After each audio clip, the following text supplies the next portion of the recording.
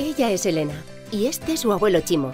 Ambos reciben desde 2016 las ayudas al copago farmacéutico que ofrece la Generalitat Valenciana a los colectivos más vulnerables. Como ellos, ya son más de 1.400.000 las personas que se benefician de estas subvenciones, lo que ha permitido que la tasa de abandono de medicamentos en estos colectivos se reduzca casi un 40% en la Comunitat Valenciana.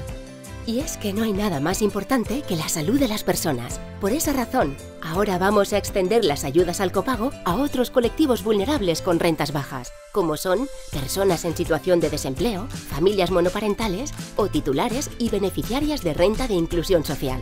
De esta manera, además de Elena o Chimo, podrán acceder a la subvención de la Generalitat Valenciana casi 2 millones de personas, como Marta, Omar, Vicent, Mireia, Olga, Eric, Diana, Xavi.